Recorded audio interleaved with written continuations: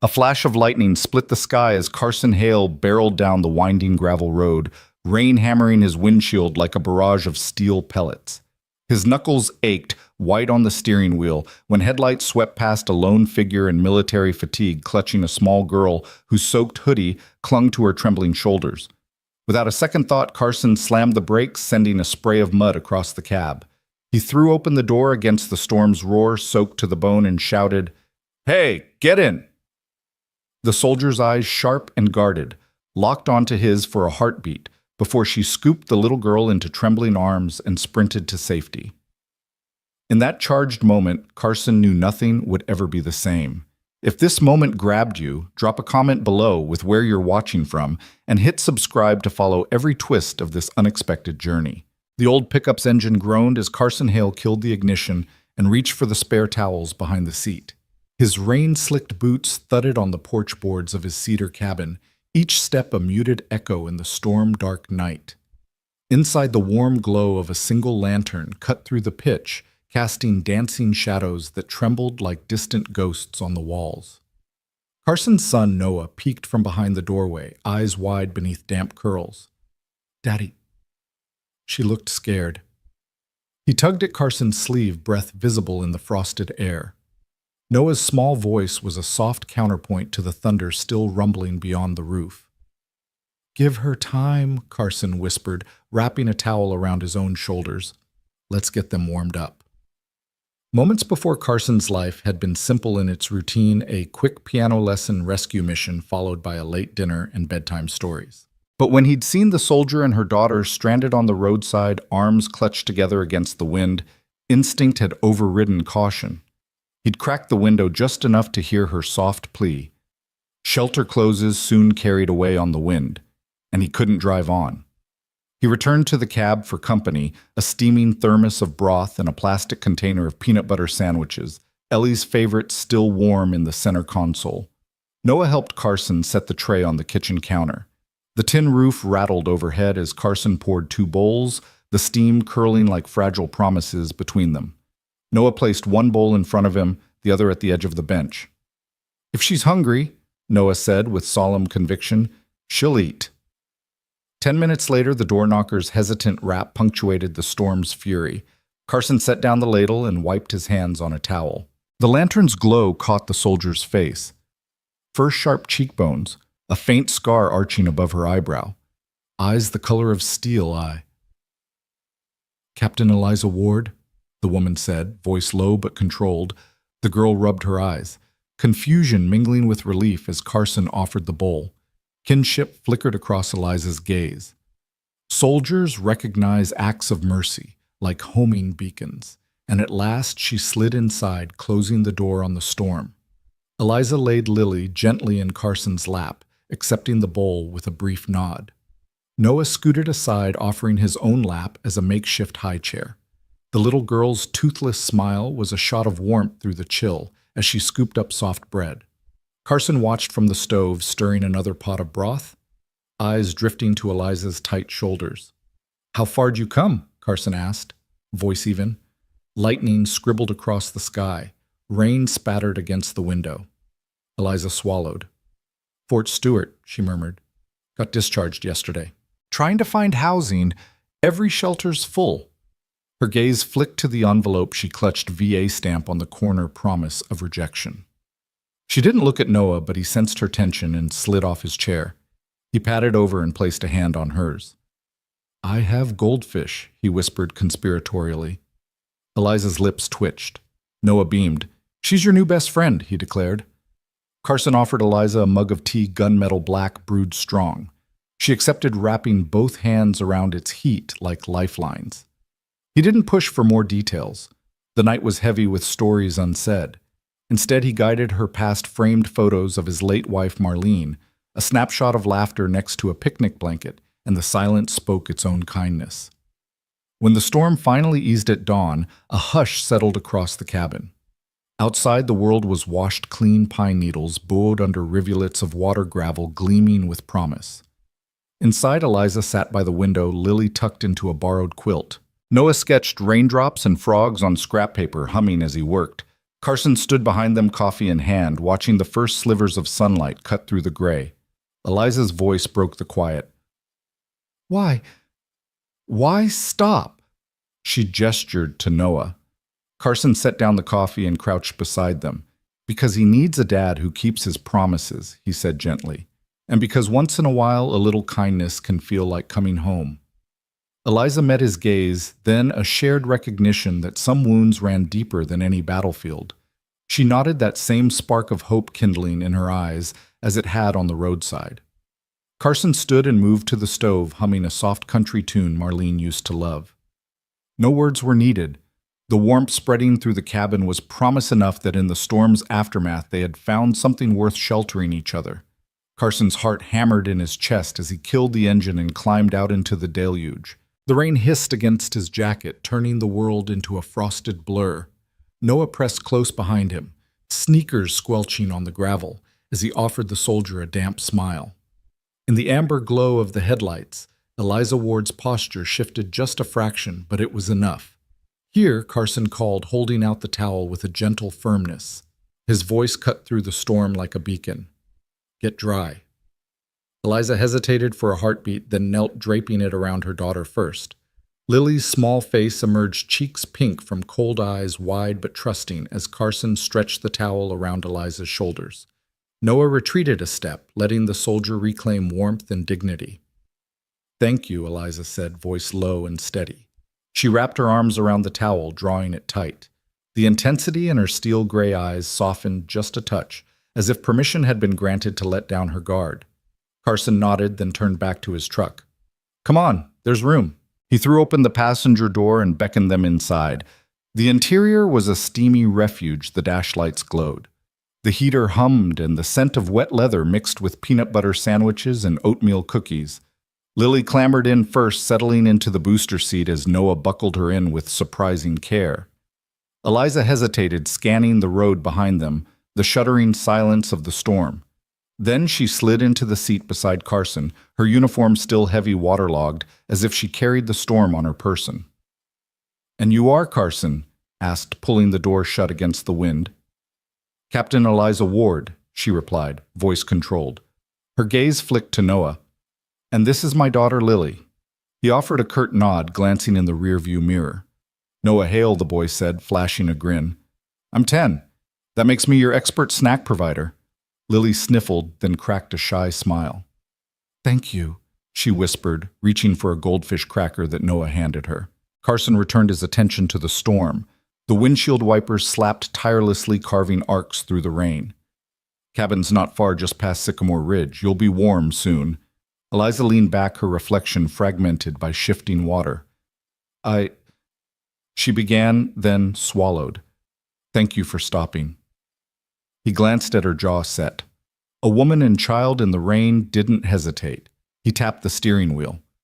You'd do the same for me. Her eyes softened in the mirror. I hope so. The truck lurched forward as Carson shifted into gear. The road plunged into darkness, flanked by pine trees bowed under the downpour.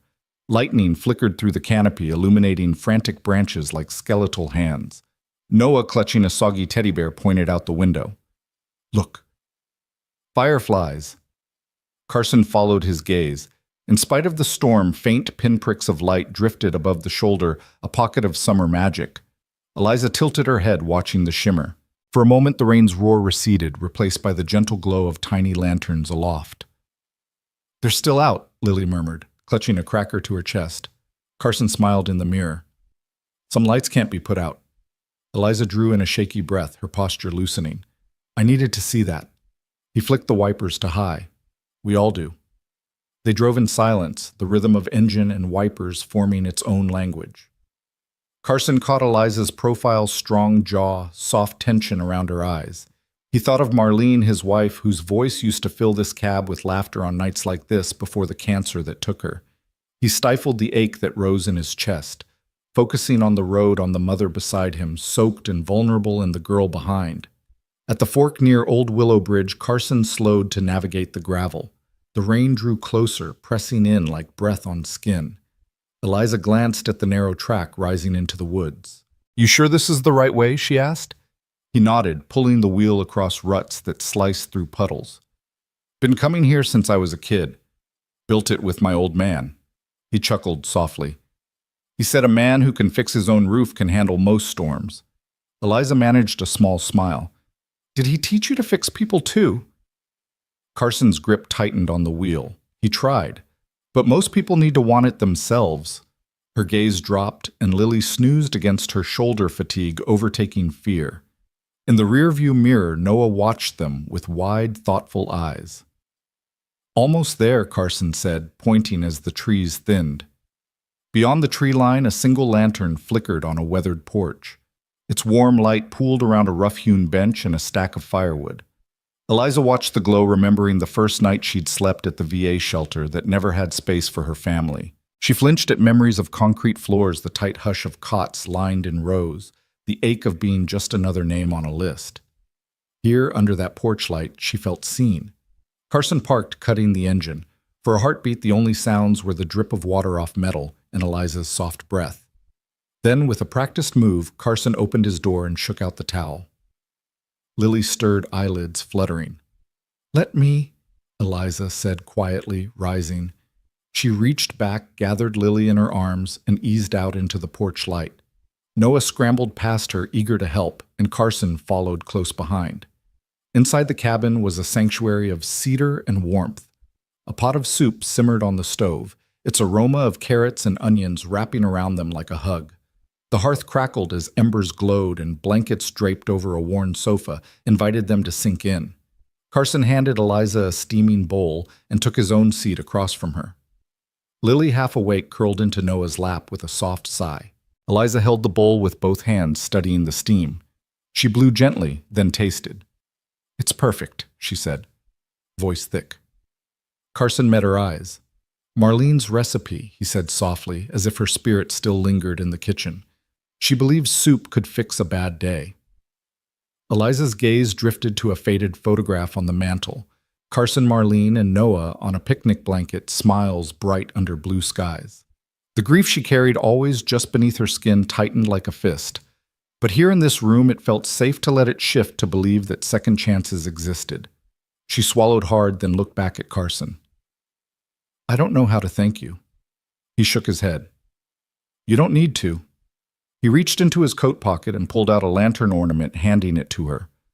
"This is so you never forget the way a little light can cut through darkness." Eliza's hand trembled as she accepted it.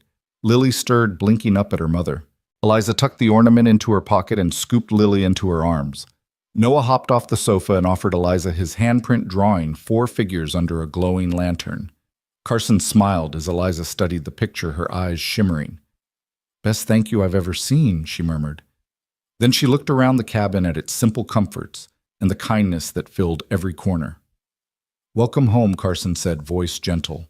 And in that moment, with the rain still tapping against the windows but the porch light burning steady, Eliza knew she and Lily had found a refuge not just from the storm, but from the fear of never belonging again.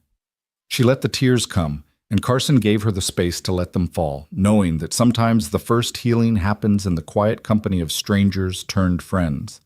The cabin door swung open with a low creak, and the warmth inside enveloped Eliza and Lily like a long-awaited embrace. Wet footprints curled across the rough-hewn pine floorboards, trailing the scent of rain and pine needles.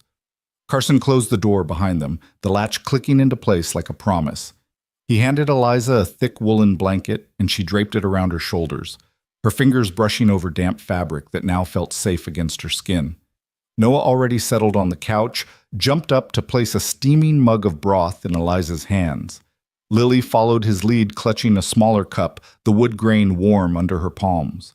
Eliza cradled the mug, inhaling the savory steam morsels of carrot and onion drifting like wisps of comfort. Her daughter's eyes widened at a swirl of parsley on top, and she took a tentative sip, her small face unfurling into relief as warmth spread from her lips to her toes. Carson moved to the stove, stirring another pot with a practiced rhythm. The gentle hiss of simmering soup underscored the silence that settled between them. No awkwardness, but a quiet acknowledgement of shared need. He glanced over his shoulder. Marlene used to say hot soup was a cure-all. His voice was low, carrying both humor and something more complicated: loss, memory, resilience. Eliza gave him a small nod, her gaze drifting to a framed photo on the mantelpiece. Carson, his late wife, and young Noah laughing together on a summer day. It was a moment frozen in sunlit joy, and for a fraction of a heartbeat, she felt an ache that was both foreign and familiar. She tightened her grip on the blanket, her knuckles whitening. Then she looked down at Lily tucked into her lap, forehead, resting against Eliza's chest, and that ache softened into gratitude. Noah hopped off the couch and disappeared into the corner where two sturdy wooden chairs were pulled close to a small table. He emerged with a stack of board books, placing them carefully between Eliza and Carson. He nudged Lily forward. "Here, try this one," he said, handing her a volume about woodland animals. "I know how much you like bunnies." Lily's eyes lit up. "Bunnies!" she exclaimed, opening the cover and tracing the watercolor illustrations of rabbits in a meadow. Eliza smiled a real smile, the corners of her mouth lifting freely, and brushed a damp strand of hair behind Lily's ear. Carson settled into one of the chairs, soup bowl in hand. "Read to us, Noah," he suggested, slipping into the ease of family life as if it were second nature.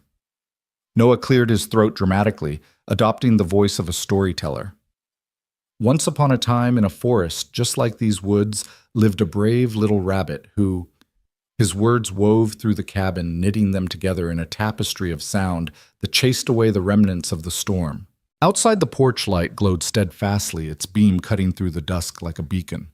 Eliza glanced toward the window, noting how the raindrops clung to the glass and refracted the warm glow back into the room. That light had saved her tonight, had drawn her here, and now it stood guard. She felt the weight of past nights spent alone in unfamiliar shelters, the flash of fluorescent corridors, and the hush of strangers breathing. This was nothing like that. Here she and Lily were not names in a logbook. They were guests of a man who had opened his home without question. When Noah finished the story, he closed the book with a satisfied sigh and hopped onto the arm of the couch, close enough to slip an arm around Lily's shoulders. The two children exchanged conspiratorial glances before turning to Eliza.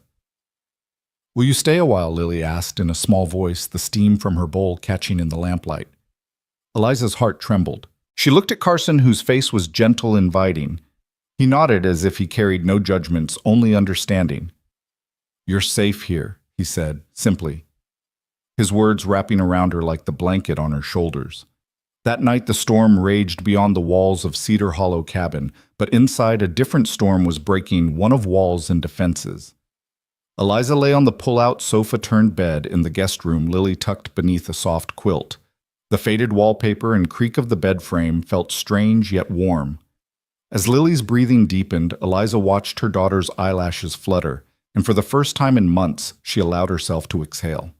She slipped from the bed and padded across the room in bare feet, the floor cool under her soles. She paused at the doorway, gazing into the kitchen, where Carson and Noah sat at the table bowls long since empty. Noah was cleaning up with the ease of routine, wiping the table, carrying dishes to the sink. Carson watched him, hands folded, a line of concern etched on his forehead. Eliza cleared her throat softly. Carson looked up, offering her a tired smile. "That was a great story," she said, her voice catching.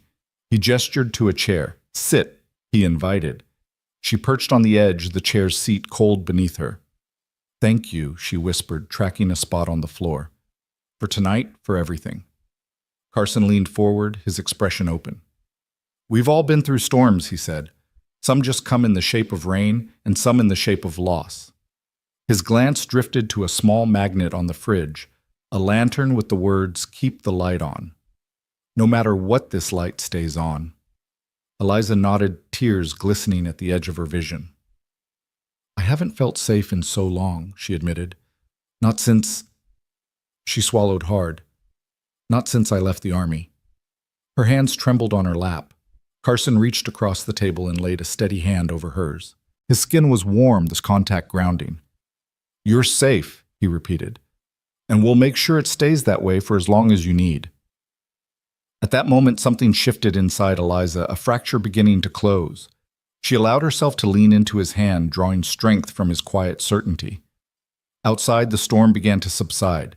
Rain softened to a gentle patter as though the world recognized the peace inside the cabin and chose not to disturb it.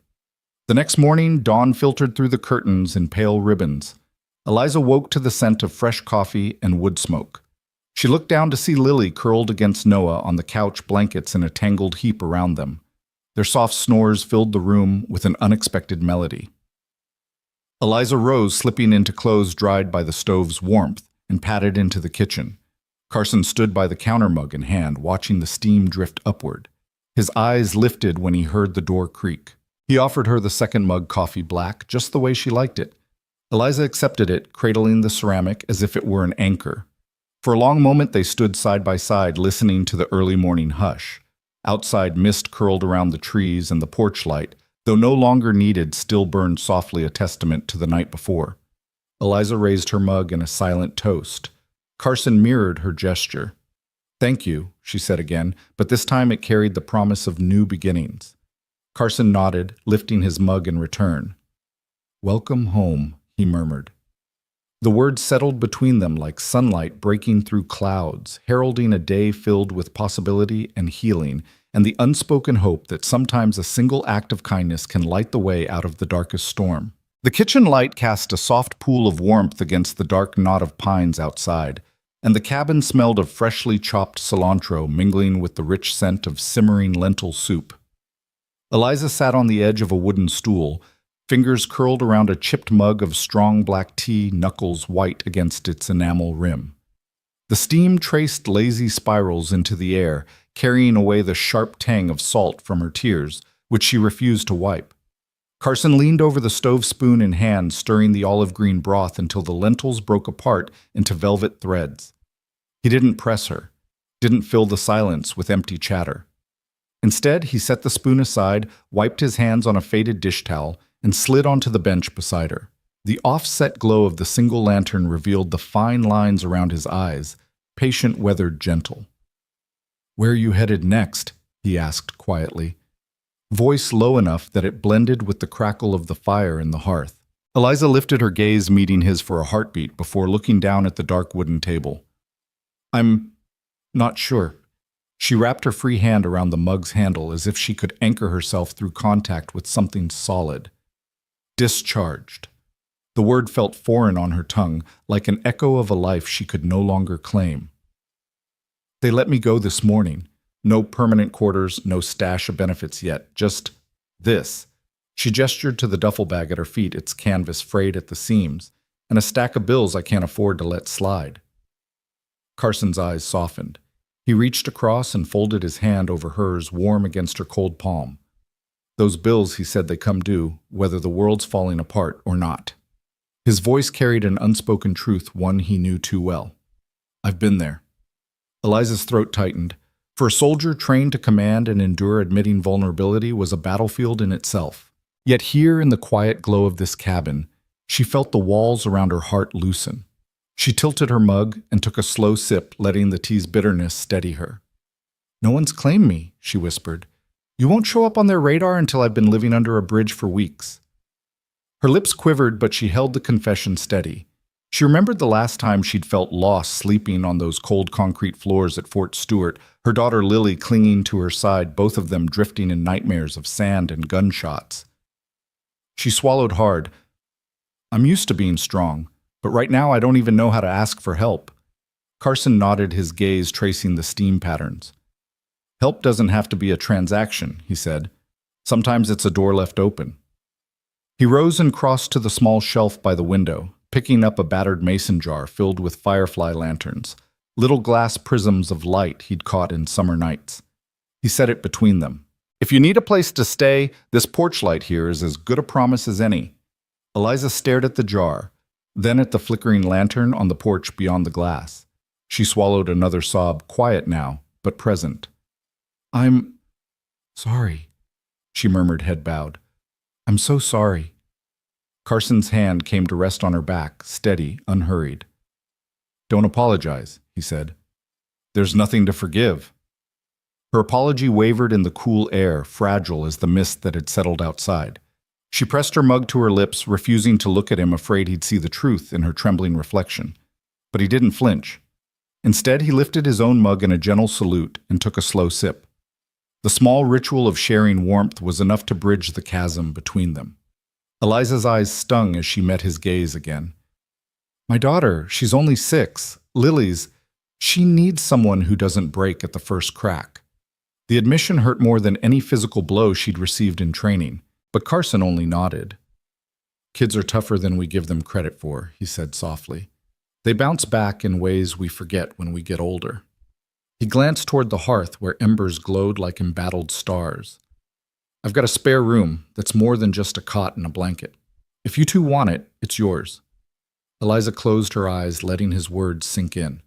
A spare room, an entire bedroom with faded, flowered wallpaper and a bed that creaked under weight. It was more than any shelter she'd ever known. She pictured Lily curled under that quilt, safe from the damp and the dread. When she spoke again, her voice was steadier. Thank you. She stopped, uncertain. Carson reached across the table and set her mug down. He slid a hand under hers and squeezed. You don't have to say anything, he said. Actions speak louder. Her chest tightened with gratitude and an unfamiliar spark of hope. She forced a smile, small but real. Can I ask you something? Anything, he replied. Why me? Her words spilled out in a rush. Why stop for us? There are hundreds of cars that passed by tonight. Carson retrieved a ladle and dipped into the pot, scooping out a bowl of soup. He placed it in front of her and sat back down. Because I've been that soldier, he said quietly. When my wife Marlene fell ill, I watched her fight for every breath. Some nights I didn't know if she'd make it to morning. I'd park outside hospitals, hands shaking, waiting for her to come out. He paused, gaze steady. I know what it feels like to be stranded, and I know what it's like to find a light on in the dark. Eliza's breath caught in her throat. The silence stretched alive with unspoken memories of loss and the ache of love. She lowered her eyes, tears slipping free. Carson reached for a napkin and offered it to her. She pressed it between her fingers, inhaling the faint scent of pine from the cloth. I'm sorry, she said again, voice hushed, for bringing my storm to your door. He shook his head. This cabin was never just mine. He gestured at the lantern jars, the family photos, the nursery painting tucked above the bedpost. It belongs to anyone who needs to find their way home. Eliza exhaled, the tension in her shoulders ebbing away. She wrapped both hands around the soup bowl as if to anchor herself. Lily's soft snore from the adjoining room reminded her of why she'd fought so hard to survive, why she could never truly break. She raised her gaze to Carson, who offered a small, encouraging nod. She dipped her spoon into the soup and brought it to her lips.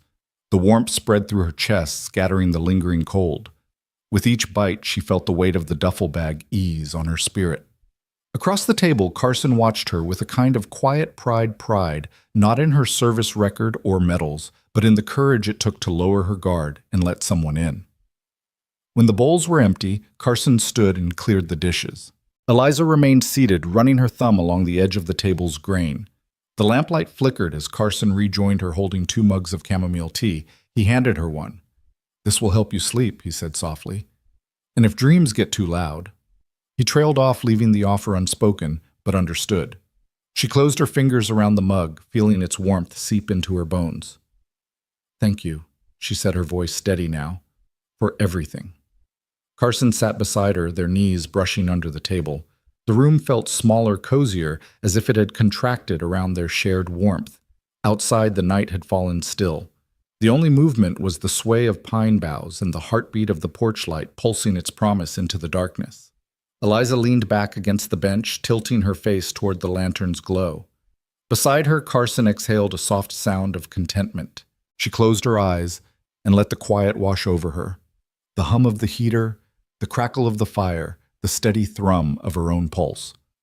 For the first time since leaving the army, she allowed herself to believe that safety wasn't a fleeting photograph, but something you could live in. And as the cabin held them both in its gentle embrace, Eliza knew she was exactly where she needed to be. In the hush of that pine-scented room, 2 souls battered by life's storms found the courage to open their hands, and in doing so discovered that the brightest light often shines from within. The first light of morning crept through the spruce boughs, painting the cabin's interior in muted gold.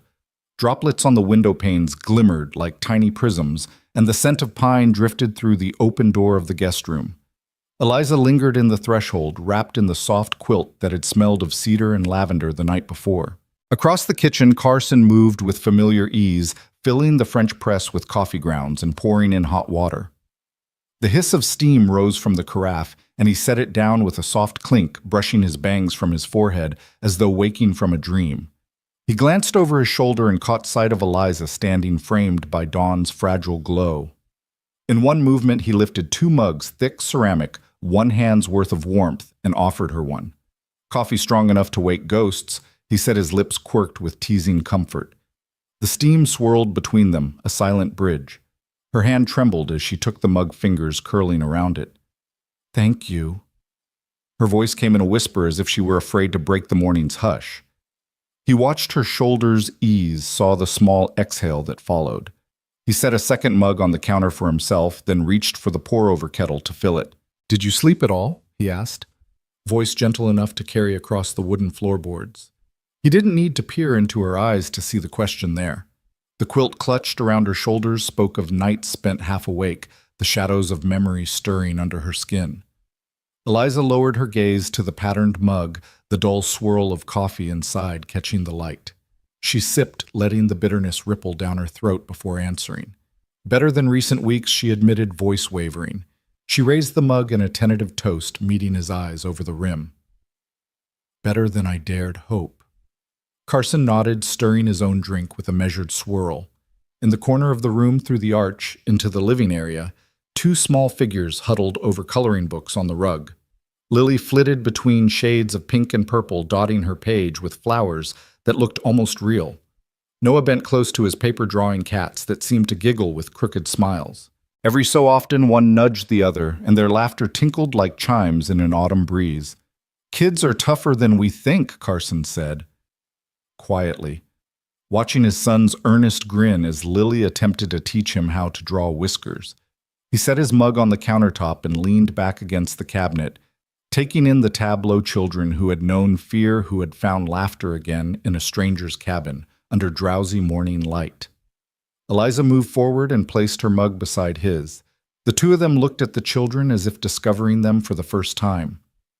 In Lily's bright eyes and Noah's earnest chatter, she saw proof that life could bloom even where sorrow had taken root. She felt a tug at her heart, tender and insistent, and for a moment the distance between soldier and civilian dissolved. Carson reached out and tucked a damp strand of hair behind Eliza's ear.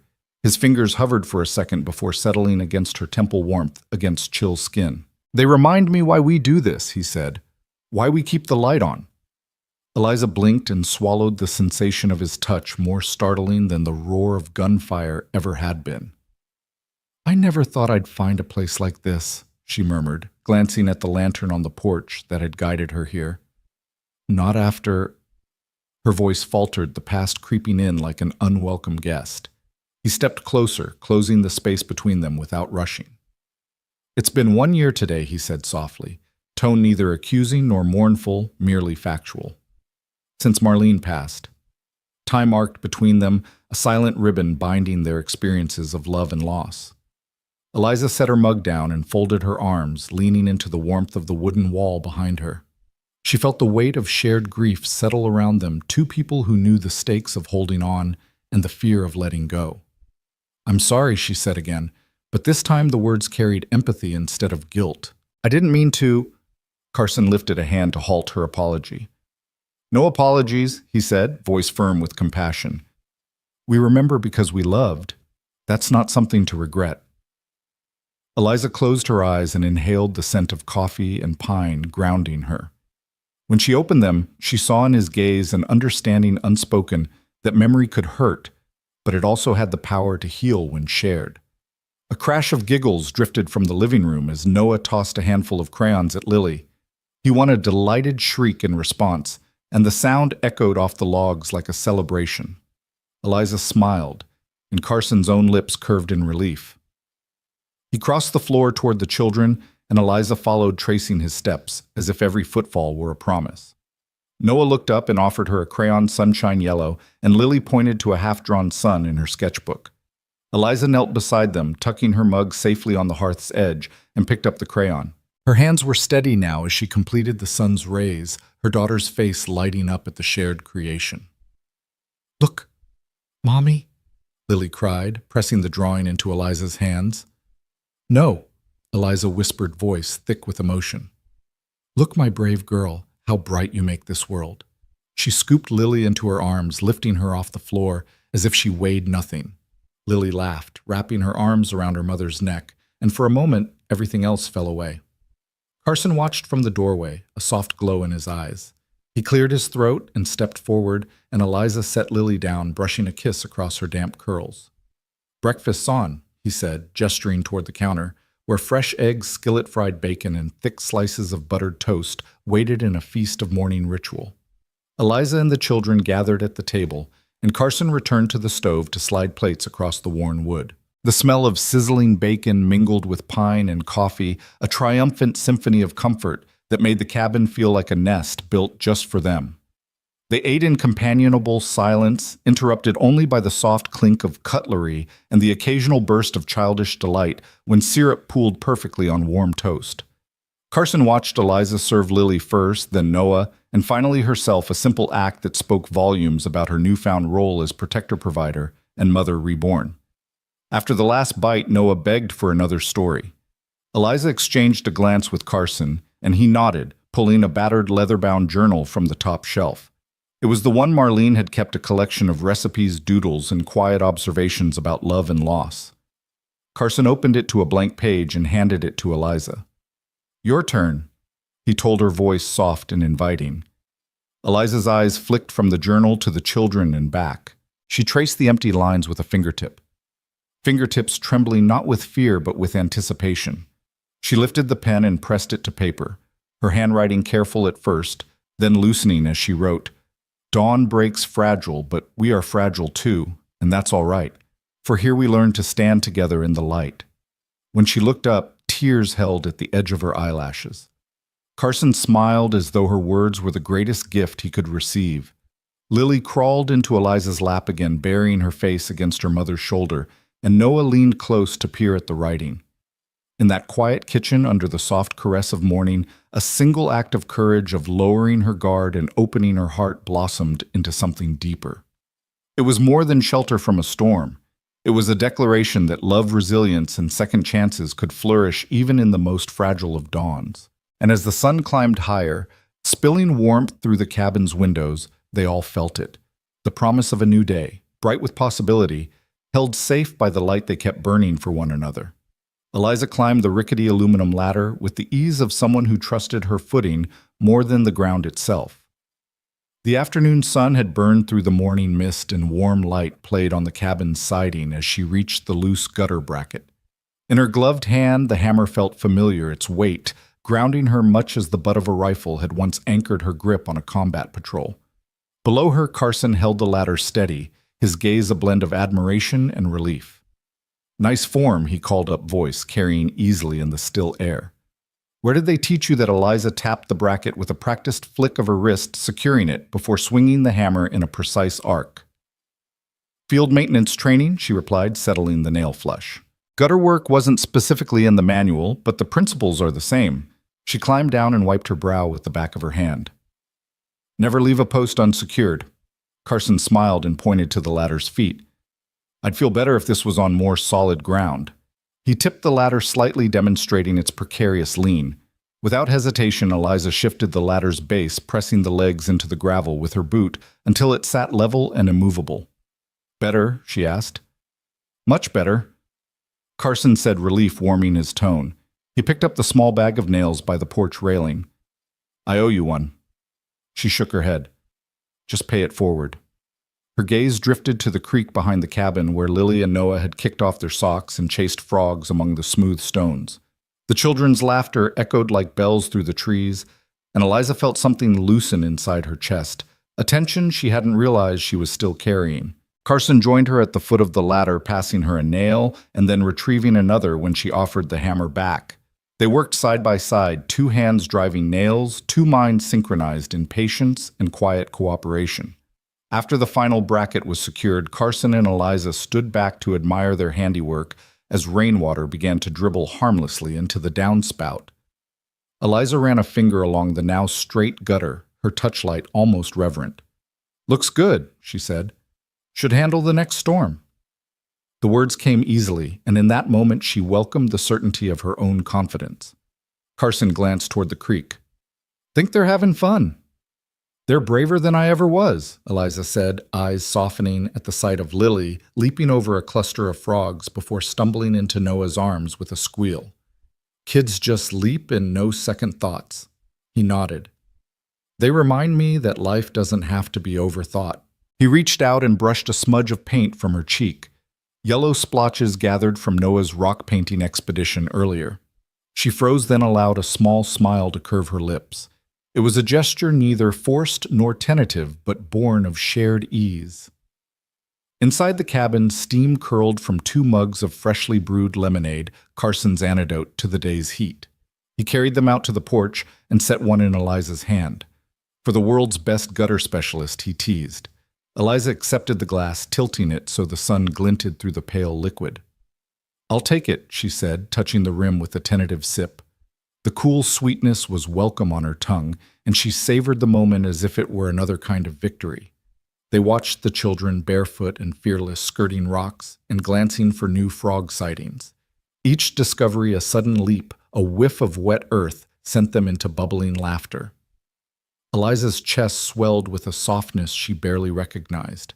In her past life, she had measured success in mission objectives and after-action reports. Here she found triumph in the simple joy of 2 children at play.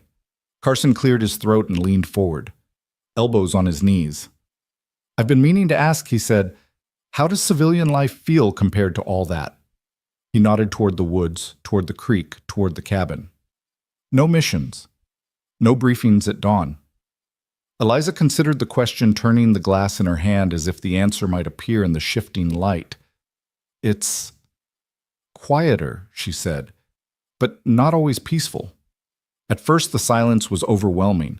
I kept expecting the next order to come through my earpiece." She laughed softly, the sound gentle in the afternoon warmth. "Here the only orders are from a 7-year-old demanding more paint on her rocks." Carson grinned. "Those are the best kind." He reached out and took her glass for a refill from his own. She met his eyes, and an unspoken understanding passed between them. They had both been hardened by past battles, his with grief, hers with life-and-death stakes, and now they were discovering that healing could happen in laughter, in camaraderie, in the quiet routines of home repair. Eliza took another sip of lemonade. "I never thought I'd find something like this," she admitted, gesturing broadly at the cabin, at the creek, at the children. "A place to rest my head without waiting for the next alert." Carson shrugged modestly. "It's been here a long time," he said. "Just needed someone to give it purpose again." His gaze drifted to the flagstone path leading to the garden beds, where rows of carrots and tomatoes promised harvest to come. "You gave it life again." Eliza watched him cock an eyebrow. "You forget I can map a building and mark every exit within seconds," she said, teasing him back. "I can find life anywhere." He laughed, a deep sound that rolled over the pond of her new trust. "I'll hold you to that," he said, but his tone was warm with gratitude rather than challenge. They lingered on the porch, sipping their drinks and listening to the creek's steady murmur. As the afternoon waned, the children's energy waned too. Lily trudged back toward the cabin, socks reclaimed and shoes in hand, while Noah carried a frog gently in an overturned bucket to show his mother. Eliza rose to help him place the bucket on the porch, then knelt to let the frog hop free back into the grass. "Go find your sister," she told the little amphibian as it bounded away. She straightened, catching Carson's eye with bright happiness. Some things deserve to be set free. Carson stepped closer, the late-day light gilding his profile. "You're learning fast," he remarked. Eliza smiled, warmth swelling in her chest. "I had a good teacher." She glanced at his hands, still faintly stained with rust from the gutter nails. "And a good partner." They collapsed onto the porch swing together, the gentle creak matching the rhythm of falling dusk. Carson draped a throw blanket over their knees, a gesture that felt as natural as breathing. The air cooled and the first fireflies emerged, tiny sparks hovering over the garden like living lanterns. Eliza rested her head on Carson's shoulder, watching the glow of frogs and fireflies as if they were old friends. "Thank you," she murmured, leaning into him, "for trusting me with your home." He shifted so he could kiss the top of her head. "Thank you for trusting me," he replied, "with your story and with Lily." He paused. With your heart. Her breath caught at the words, the unguarded confession resonating through her. In that moment, she understood that trust, like a gutter, mended and straightened, held the promise of shelter, and that building it, one nail at a time, created something far stronger than she had ever dared hope. They remained on the porch until the sky deepened into indigo, the children's laughter replaced by their soft snores within. The cabin stood firm against night's approach, its lights glowing steadfast, a testament to the quiet work of two people forging home together. The Cedar Ridge Farmers Market was a riot of color and warmth against the late summer sun. Wooden stalls overflowed with crimson tomatoes, pale peaches, and bouquets of sunflowers that nodded like cheerful sentinels. Carson led Eliza by the hand along the packed dirt paths, weaving through neighbors, greeting each other with familiar nods. The air smelled of cinnamon-spiced cider, fresh-baked bread, and the earthy tang of just-harvested herbs. Lily trailed behind them, her laughter chiming as she chased a cluster of butterflies that flitted among the flower petals. Noah darted ahead to inspect a display of honey jars, buzzing like a young beekeeper. Carson glanced at Eliza over his shoulder. "You doing okay?" he asked, voice gentle in the hum of activity. She lifted her chin and smiled, though the corners of her eyes held a cautious glint. "I am," she said. "This place, it feels like hope in shopping cart form." She swept an arm toward a stall where peach jam glistened in sunlight. Cherries shone like polished garnets, and mums spilled out of baskets.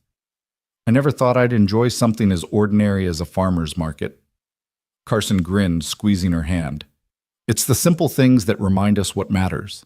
He stopped at a tent decorated with wildflower wreaths and squeezed behind a row of hanging lavender sachets. Eliza inhaled the calming scent and closed her eyes. The lavender drifted into her chest, and for a heartbeat, she forgot the ache she once carried. Then the scent shifted. Somewhere behind the mums and the honey, caramelized sugar and peanuts mingled in the air. At first it was sweet, a promise of roasted candied nuts. But beneath it lurked a darker undertone like burning oil on a roadside grill. Her pulse thundered in her ears. She froze, shoulders hunching as if braced against an invisible blast. Carson felt her stop. He turned concern knitting his brow. "Eliza." Her breath shuddered, and she looked around, eyes wide. "Peanuts," she whispered. I have to sit down." He guided her to a nearby bench, vowing silently to himself never to take her hand for granted again. "Take your time," he told her, voice steady. "I'll be right here." Eliza pressed her palms against her thighs and blinked, the world spinning back into focus through the stall's pastel umbrellas. "Sorry," she said. After a moment, voice rough. "It's silly." He shook his head. "Not silly," he said. "Memory's funny that way." He sat beside her and leaned forward, elbows on his knees. "I know about memories that weigh more than truth." She glanced at him, surprised by the softness in his eyes. "You do?" Carson swallowed and ran a hand through his hair. "After Marlene passed, I couldn't sleep. Not for weeks. I'd lie on the floor next to her empty side of the bed because I couldn't bear the sheets. Every little sound was like footsteps in an empty hallway. Every creak was her coming back. I'd wake up in a panic, convinced she was there."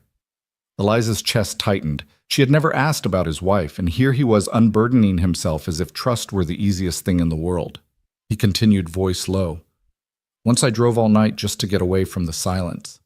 Parked on a roadside, listening to the engine just so I could hear something. I didn't stop until dawn." He exhaled and let his head fall back against the bench. Sometimes memory weighs more than truth. Eliza reached out, placing a hand over his. His skin was warm, and she felt the tremor of emotion under his fingertips. "I'm sorry," she said softly. "That sounds unbearable."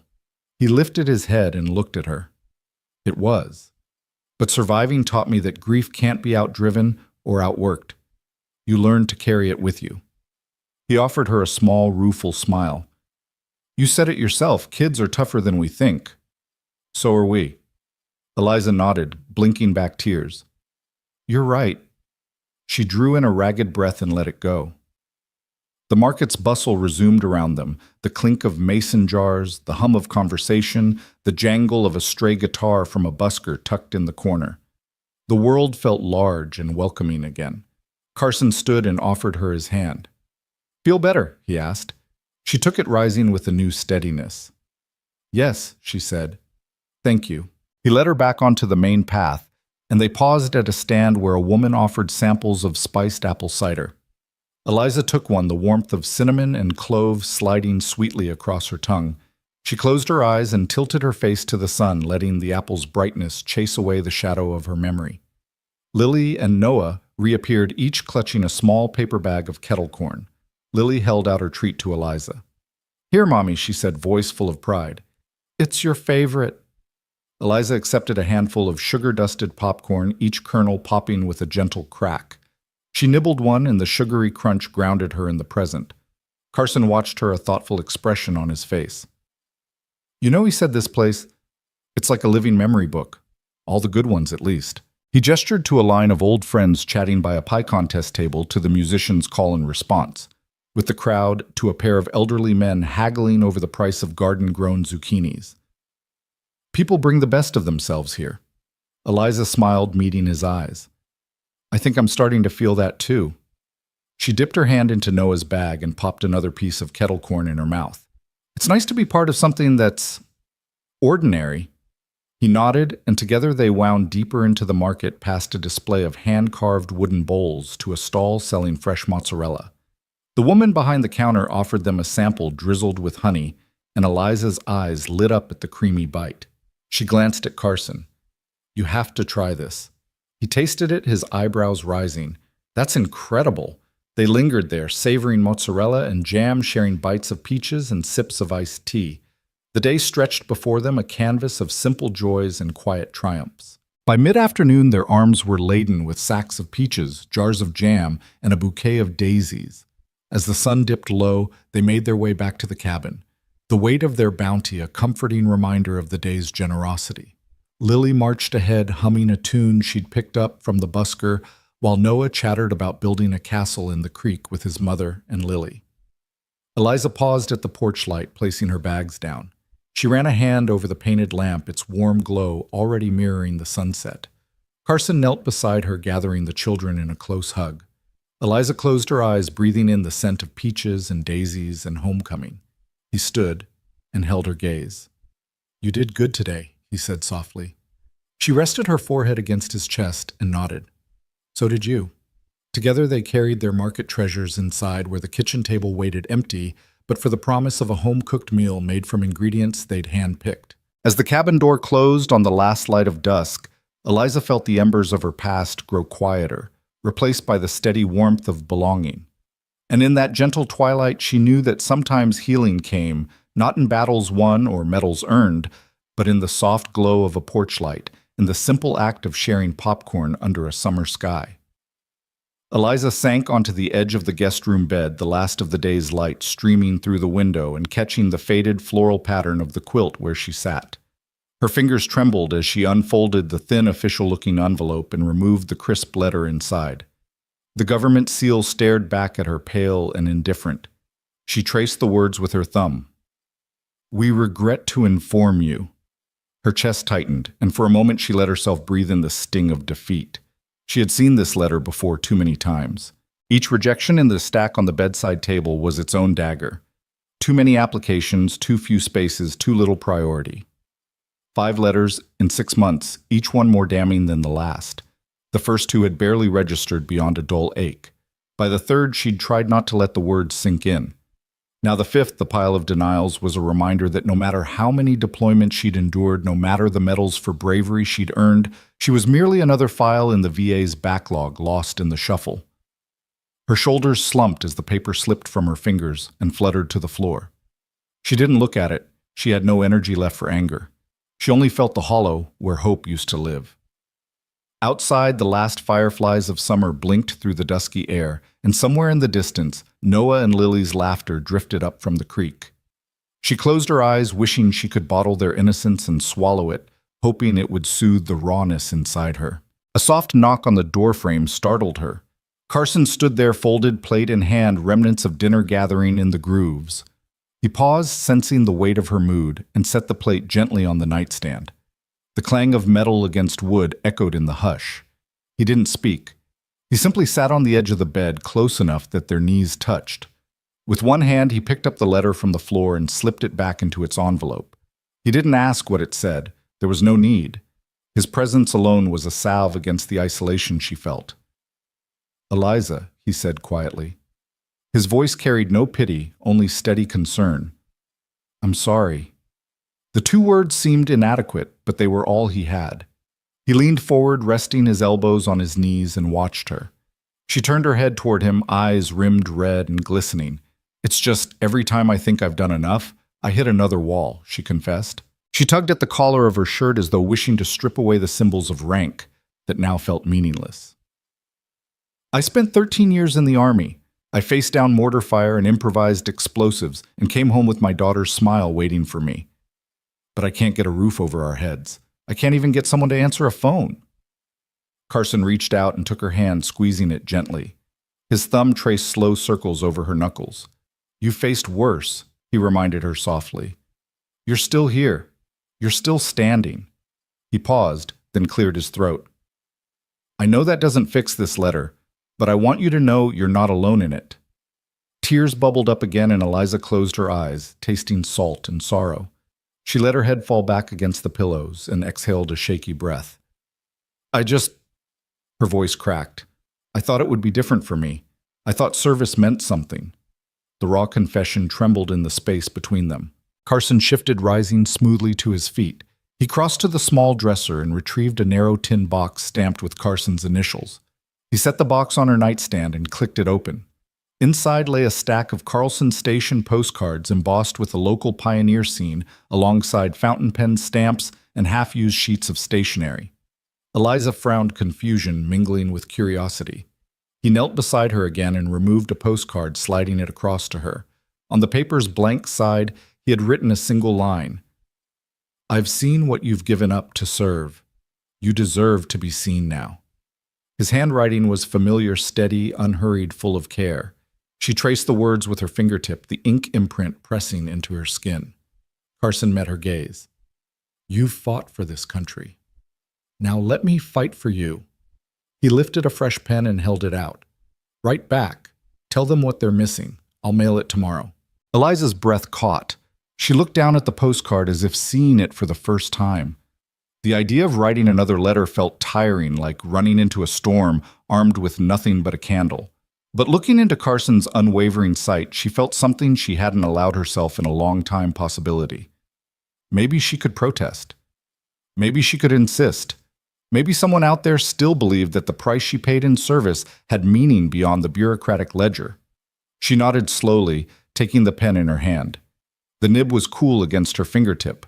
Her daughter's laughter from the creek was a reminder that Lily needed her to keep fighting for a home, for security, for the promise that her mother's sacrifice counted for something. She pressed the pen to the postcard and began to write in small, determined letters.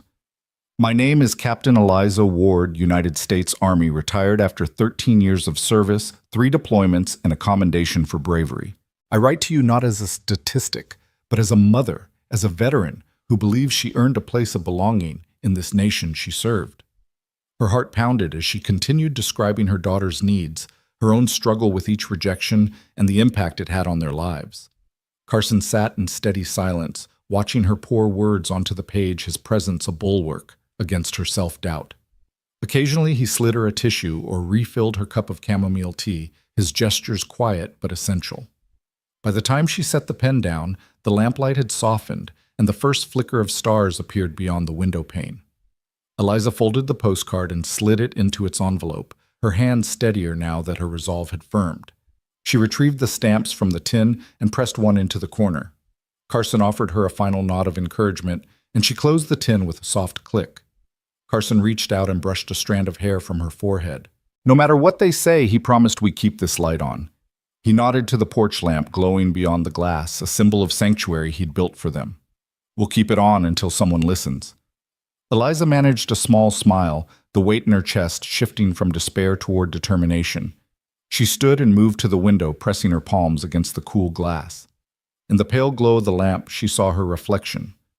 Tired eyes, set jaw, but a spark that Carson had rekindled. Behind her, he moved to close the tin box and returned it to its place on the dresser, a silent sentinel of new hope. As she turned away from the window, postcard in hand, Lily's sleepy voice drifted down the hallway. Mama Eliza's chest tightened with tenderness, and she crossed to scoop her daughter into her arms. Lily's damp curls tickled her chin as she snuggled in. Eliza held her close, pressing the postcard to her chest as if it were a shield. Carson appeared beside them, a gentle smile on his face. He ruffled Noah's hair as he followed behind. The three of them formed a circle of light in the dim room, united in quiet solidarity. Eliza met Carson's eyes, and the unspoken promise passed between them. They would face the bureaucracy together, one letter at a time, until at least someone heard her story. Outside, the porch light continued to glow, a beacon in the gathering night. Inside, Eliza folded her arms around her daughter and whispered, "We'll get through this." And for the first time in months, she believed it. Dawn's first pale fingers slipped through the curtains just as Eliza rose from the guest room bed. The cabin was hushed, save for the soft drone of the refrigerator and the faint hiss of the wood stove's last embers. On the kitchen counter lay a yellow sticky note in Carson's familiar scrawl. "Back soon. Coffee's strong." Beneath it, a freshly poured mug steamed gently, its aroma rich with promise. Eliza wrapped her hands around the warm ceramic and closed her eyes, savoring the comfort of a hot drink made on her behalf. Lily stirred on the sofa in her pajamas, blanket bunched at her feet. Noah was curled in the corner with his sketch pad. Eliza took a careful sip, then carried her mug to the small table, settling into the seat opposite her daughter's makeshift fortress of pillows. "Morning." Mama Lily mumbled blinking sleep from her eyes. "Good morning, sweetheart," Eliza replied, brushing a damp strand of hair from Lily's cheek before taking another sip. She let the coffee chase away the last dregs of fatigue, and in its warmth she felt the stirrings of determination she hadn't known she still possessed. Noah looked up from his drawing of the cabin under the porch light. "It smells good," he said, pointing at her mug. Eliza smiled. Carson's secret roast, she teased, lifting the cup for Noah to sniff. Special blend guaranteed to wake ghosts. He laughed softly, and Lily pushed off her blanket to climb into Eliza's lap. Eliza stroked Lily's hair, her eyes drifting to the sticky note. Something about Carson's quiet support, the way he didn't demand thanks or explanations, filled her with gratitude stronger than any words. Halfway through her second cup, Carson reappeared in the doorway, groceries cradled in one arm and a slim stack of stamped envelopes in the other. He looked as though he'd wrestled the market and bureaucracy both before arriving here. His eyes brightened when he saw them gathered at the table.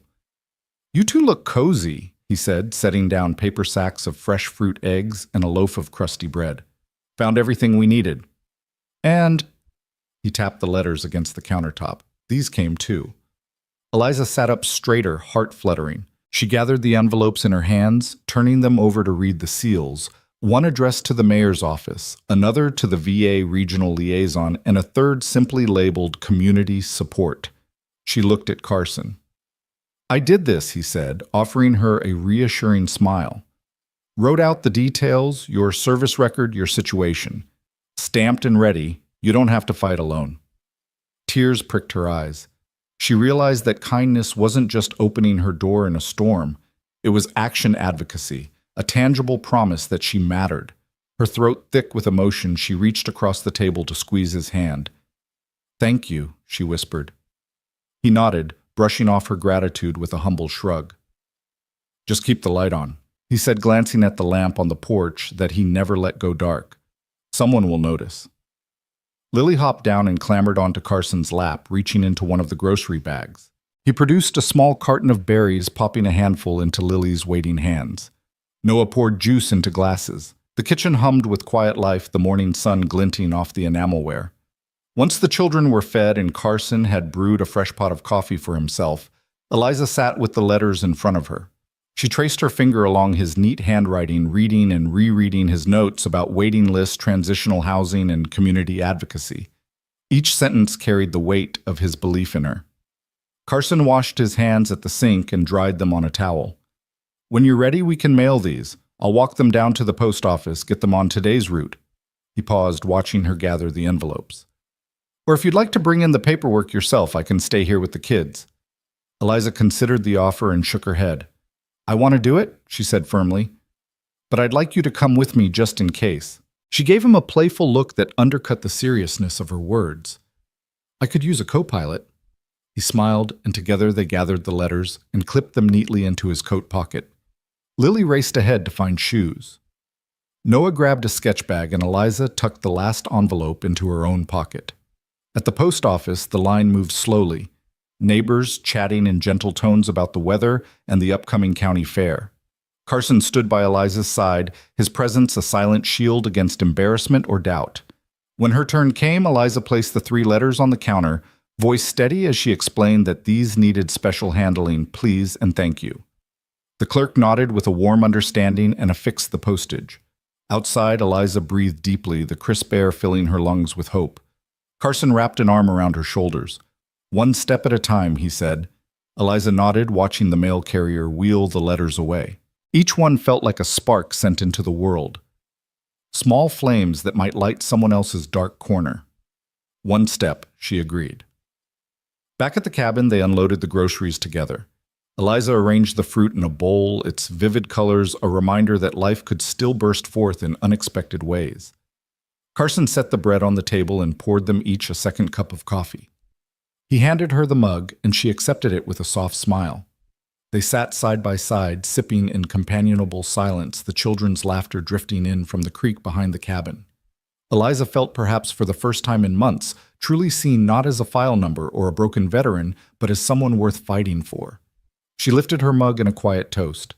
"To the light we keep on," she said, glancing at the small lamp flickering by the porch window. Carson clinked his mug against hers. "And to the people who keep it burning." Eliza settled back in her chair, heart full.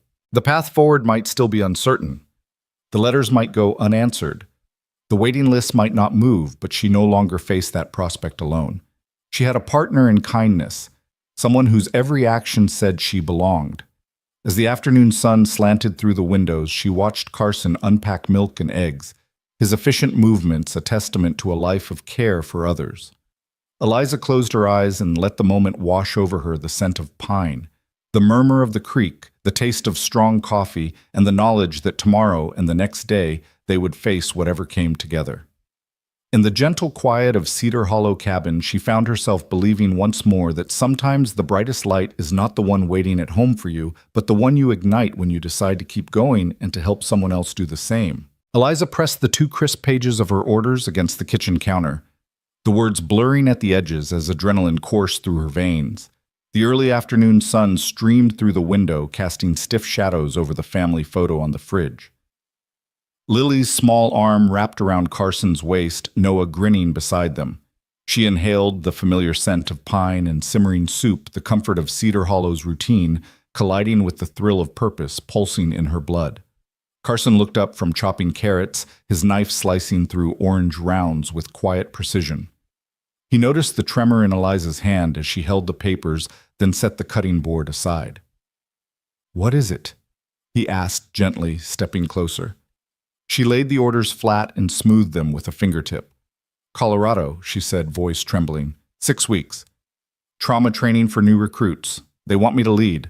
The words sounded unbelievable, each syllable carrying the weight of duty she'd spent years honing. Carson's brow furrowed as he reached out and folded the papers in half. "That's amazing," he said, meeting her gaze with pride shining in his eyes. "It's exactly what you've trained for." Her chest tightened. "I know." She ran a hand through damp hair, then tucked a loose strand behind her ear. "But it's 6 weeks away from home. From Lily. From you." Her voice cracked on the last word. She placed a hand against her belly, imagining how Lily's laughter would fade without her mother's voice nearby. Carson crossed the short distance and took her hands in his. He gently guided her to the worn wooden table where they had mailed her letters of advocacy weeks before. Outside, the front porch lamp glowed even in daylight, a symbol of sanctuary he'd promised. She felt safe there, but fear wriggled in her gut like a restless snake. "I won't ask you to stay," he said softly, thumb brushing her knuckles. His voice held a solemn vow, "But I'll wait." She closed her eyes, leaning into his steadiness. The kitchen faded away, no clatter of dishes, no hiss of the wood stove. Only Carson's heartbeat reverberated through her chest. She could stay a quiet life of farmhouse chores, children's laughter, and porch-side tea, or she could return to the front lines of healing, applying her battlefield-honed skills to guide others through trauma. Lily's footsteps padded into the room, bare feet thudding against the floor. She climbed onto Carson's lap and wrapped her arms around his neck. "Mommy?" she asked, tilting her head as though sensing the tension. Her wide eyes searched Eliza's unspoken questions, glittering in their depths. Eliza knelt and stroked Lily's damp curls. "Something's come up at work," she said gently, forcing calm into her tone. "They need me to help people who've been through very hard things." Lily's brow furrowed. "Do you have to go?" she whispered. Eliza swallowed. "They want me to, sweetheart." She tracked Lily's lip with her fingertip. "I don't know yet if I will." Lily's small face scrunched, tears pooling. Carson pulled her closer, murmuring reassurance. Eliza felt her heart splinter, each piece fracturing between loyalty to her new family here and her lifelong oath to serve. An ache rose in her chest as she remembered the faces of wounded soldiers she'd helped on base, the haunted eyes of men and women who trembled at midnight, who flinched at sudden noises, who carried their battlefield scars like funeral shrouds. Colorado's program offered a chance to guide them to pass on the resilience she'd forged over 3 deployments. Duty called to her like a flare in the dark. Yet here in this cabin, Lily's yawning puddle of jelly beans mouth awaited her bedtime story. Noah needed his mother's help with algebra homework, his earlier attempts at fractions gathering magnets on the fridge. And Carson read her every mood in the slope of her shoulders, the crease of her brow. He'd built this home with hope and action. His silent vigil for her had proven kindness could be more than a gesture. Carson stood sweeping Lily into his arms and carrying her to the table. He reached into his pocket and produced a postcard, one he'd drawn himself, of the cabin's porch light lantern jar atop the railing. He slid it across to Eliza. "No matter where you go," he said, eyes steady, "this light will be here for you." Eliza's throat constricted. She picked up the postcard, feeling the rough texture under her fingers. She traced the painted lantern, recalling the glow that had guided her through the storm months ago. That light had shown her a path to healing both for herself and for Lily. She inhaled slowly, mind weighing both worlds, the call to duty in the Rockies, and the laughter echoing in these wooden walls. For a moment, time stilled. Only the hum of distant cicadas and the whisper of pine needles trembling in the breeze reached her ears. "I need to talk to them," she said, finally. Voice low but resolute. "Not just accept or decline. I need to explain, to find out if weekends housing for Lily or something flexible exists." She looked at Carson. "I want to do this, but not at the cost of losing us."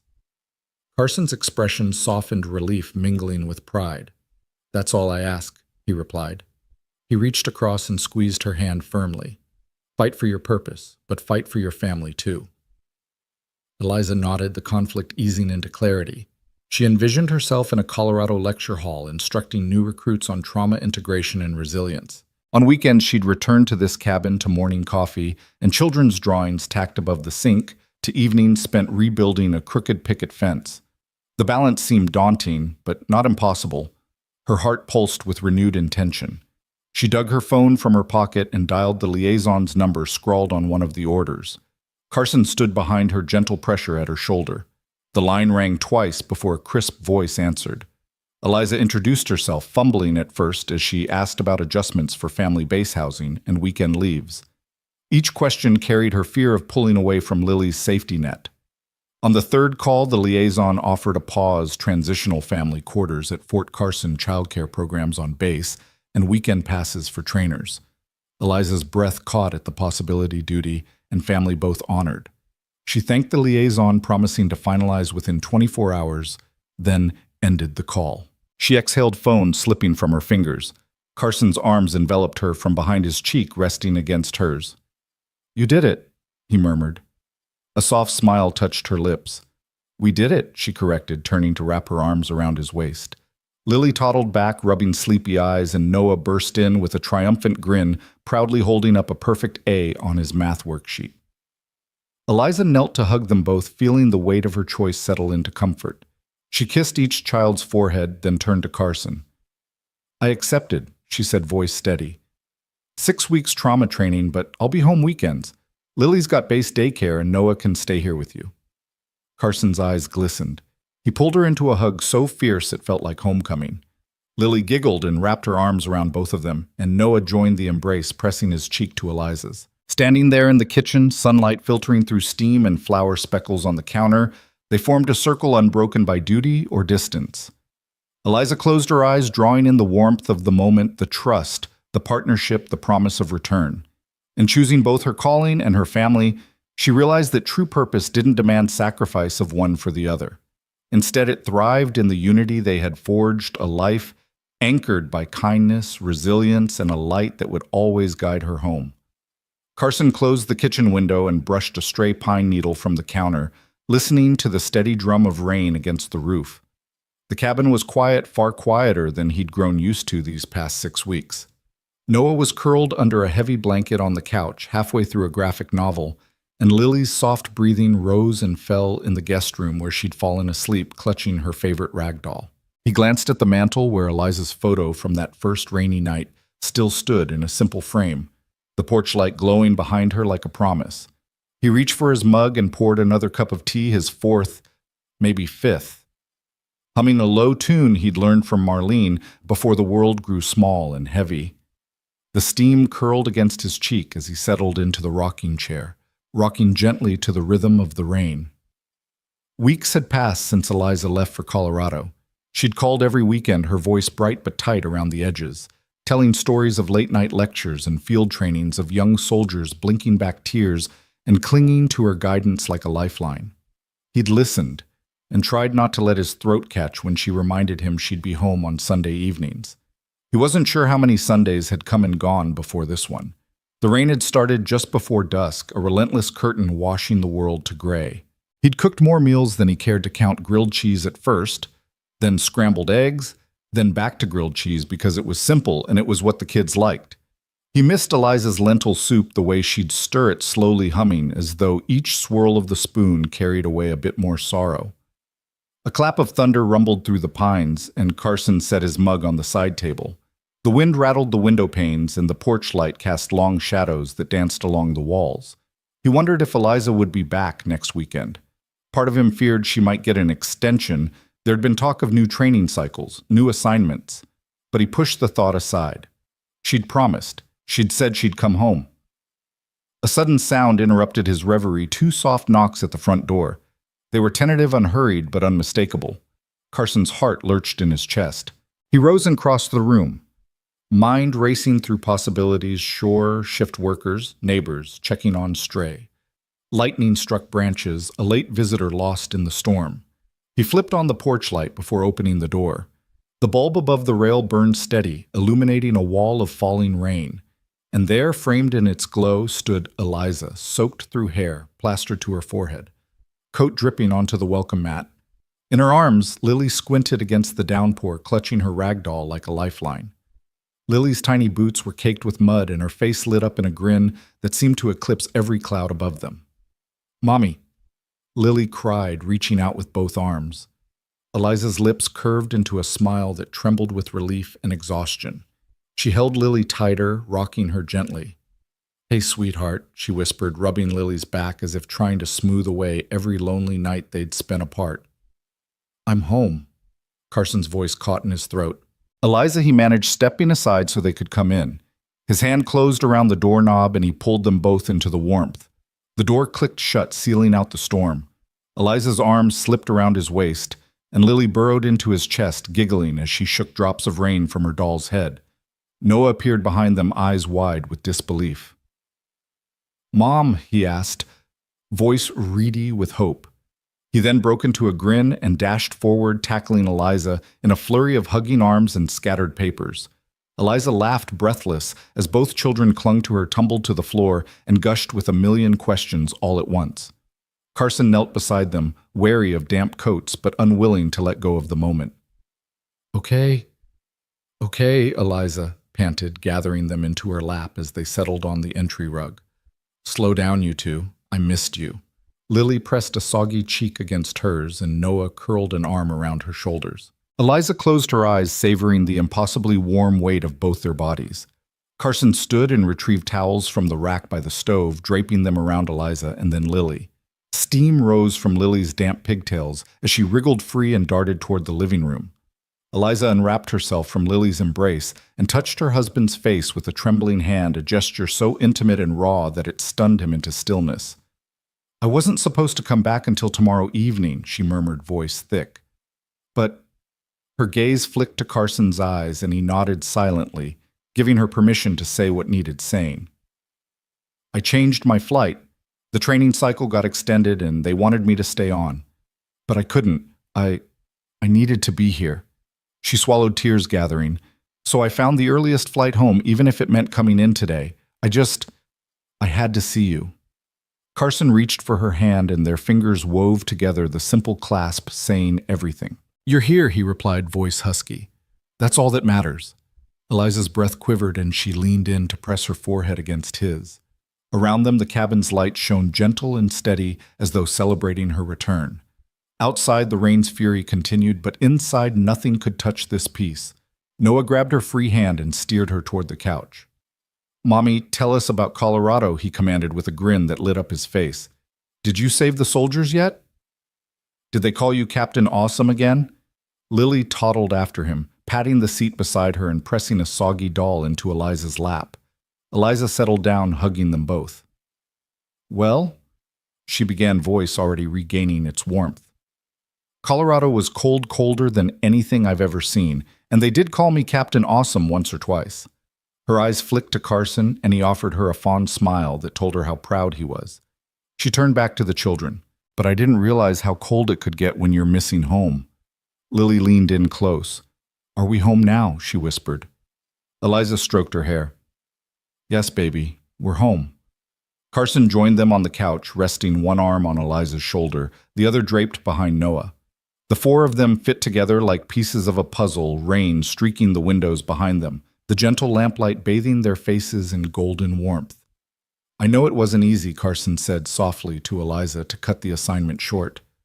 "But it means the world to all of us." His gaze held hers steady, unwavering. "Welcome home." Eliza closed her eyes and let the moment wash over her. Weeks of distance, duty, and longing dissolved in the safety of this embrace.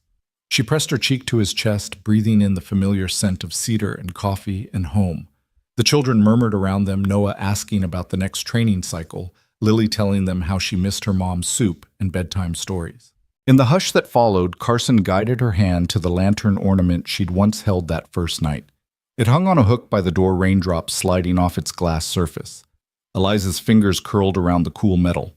She glanced at the porch light beyond the window, still glowing steady in the downpour. They sat that way for a long time, watching the rain, listening to the children's whispers. No grand speeches were needed, no orchestrated reunion required. The simple act of her knock, 2 soft taps, had summoned them all back together. In that moment, Eliza knew that duty and family could both hold her heart, that coming home might be the bravest choice she ever made. When the children finally drifted off to talk of pancakes and painting rocks, Eliza and Carson rose and carried them to bed, tucking them in with gentle kisses. Back in the living room, they sank into the couch again, exhaustion and joy mingling in their bones. Carson reached for Eliza's hand. "We've been through a lot," he said, voice low, "but we're still here, still together." Eliza leaned into him, heart full. "More than together," she replied. "We're home." Outside, the rain tapered to a soft murmur. Inside, the porch light shone on an unwavering sentinel of the love that had brought them back. And as they sat side by side, the world outside fell away, leaving only the warmth of home and the promise of every tomorrow spent together. The first hints of spring softened the air around Cedar Hollow cabin crocuses, pushing through damp soil robins trilling from the pine tops, and a gentle breeze stirring the flagged tulips by the fence. Early one Saturday morning, Eliza slipped into her Cedar Ridge Emergency Services uniform, navy windbreaker, sturdy boots, and paused at the mirror to tuck her damp ponytail into its proper place. She glanced at the framed photo on the dresser herself, in fatigues, Lily and Noah grinning at her side, the porch light glowing behind them. It felt like a lifetime ago that she'd climbed into Carson's truck in the storm, wondering if kindness was enough to save her. Now kindness had become action as well as promise. Downstairs, the smell of frying bacon mingled with the pine-scented draft drifting under the door. Carson was already at the stove flipping bacon with ease and humming a tune Marlene had once played on vinyl. Noah sat at the table, knees tucked under his chin, sketching a design for their new project. Lily chased a bright blue butterfly across the flagstone patio, laughter trailing like ribbons behind her. Eliza joined Carson by the stove. He handed her a plate piled with eggs and bacon. "Thought you'd like a proper breakfast before we get to work," he said, wiping his hands on a towel. His tone held the promise of partnership that had carried them through every storm. She kissed his cheek and settled at the table, listening to the soft slap of bacon against her plate. Noah set down his pencil and pushed his sketch toward her. "Here's the plan," he said, pointing at the drawing of a tall post with a lantern on top. "We'll put the promises here." Lily returned, clutching a handful of daisies. She perched on the bench and beamed. "For me?" she asked, plucking petals one by one. Eliza nodded, tearing off a strip of waterproof paper from the roll Carson had tucked in his back pocket. "Every promise deserves its own parchment." She smiled at the sight of her children, resilient, hopeful, and ready to build something that would outlast any storm. Out in the backyard, the morning sun carved patterns through the pines, lighting the dewy grass like a field of jewels. Carson carried the long wooden post that would become their promise post. It was one he'd milled himself sturdy and straight, a testament to both craftsmanship and care. Eliza held the base as he rammed it into the ground, gravel crunching beneath his boots. Noah and Lily watched from a distance, their excitement humming in the air. Once the post stood secure, Carson retrieved the lantern they'd used on the first night Eliza arrived. He clipped it atop the post, its glass panes catching the sun and scattering prismatic light across the yard. "Just like the porch," Eliza murmured, reaching up to touch the lantern. "A beacon for home." Carson stepped back, offering her the roll of paper and a set of markers. "Let's start with you," he said. Eliza held a paper against the post, the breeze fluttering its edge. She uncapped a black marker and paused, drawing in a breath. The words she wrote were simple but carried the weight of every choice she'd made. "I promise not to run when love grows quiet. I will stay even when it's hard." She tied the paper around the post with a piece of twine and stepped back, letting the promise flutter in the breeze. Noah ran forward and claimed the next paper. He wrote in bold, uneven letters, "I promise to build forts that keep everyone safe." He made sure to include his trademark flourish, a tiny doodle of a flag atop a fortress, and wound the paper around the post, grinning when Eliza and Carson applauded. Lily followed her paper, barely large enough for her scrawl, "I promise to pick flowers for everyone." She tied her vow under Noah's, then skipped backward, proud of the wild bouquet of daisies she'd plucked earlier, leaving them in a small cluster at the post's base. Carson took the next turn, writing steady, thoughtful words. "I promise to keep the light on and my arms open for all who need shelter." He tied his paper above Eliza's, the lantern's glow already shining through the message. As they worked, the children darted around collecting rocks and arranging them in a circle at the post's foot. Eliza watched them, her heart full.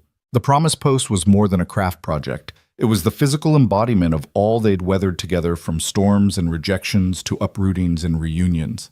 When the last paper was tied, they stood in a quiet circle, the early morning warmth wrapping around them. The lantern above caught the breeze and swung gently, sending flickers of sunlight across their faces. Eliza stepped forward and touched the post, tracing the promises with her fingertip. She felt the rough grain of the wood, the smooth slickness of marker on paper, and the steady resolve that had brought them here. Carson slipped an arm around her shoulders, and she leaned into him. "Look at that," he said, voice soft. "We built something that'll stand through wind and rain."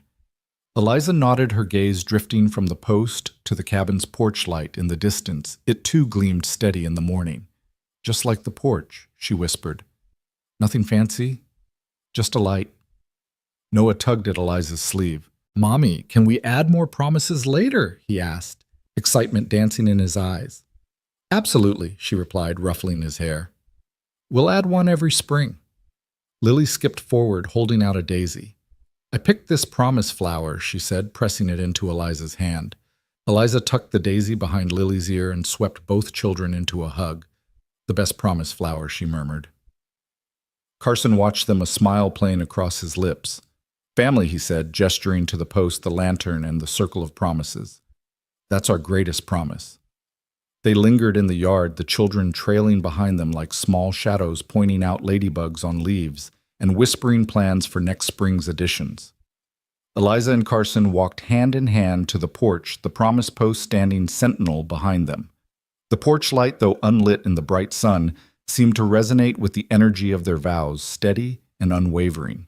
Inside the warmth of home awaited the scent of scrambled eggs lingering in the kitchen, the hush of summer radio playing softly, and the promise of backyard adventures to come. Eliza paused at the doorway, turning back to the post. The waterproof papers fluttered each vow, a testament to their journey from strangers under a storm to a family bound by light and promise. She brushed a stray strand of hair behind her ear and stepped inside as Lily and Noah chased each other around the table, laughter ricocheting off the walls. Carson closed the door behind her, his hand lingering on hers in silent affirmation. That evening, as dusk painted the sky in lavender and rose, the family stepped outside again. They gathered by the promise post, its papers now illuminated by the newly lit lantern.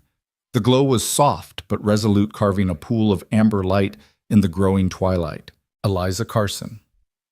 Noah and Lily stood together, faces upturned, watching the fluttering promises sway gently in the dusk. In that moment, Eliza realized that kindness, resilience, and second chances weren't grand gestures. They were the humble power of a light kept on the steady construction of trust, nail by nail, and the quiet vows spoken in morning dew. Under the porch light and the promise post, they discovered that love once rooted in simple acts of shelter could bloom like wildflowers, bright and unassuming in a garden of their own making.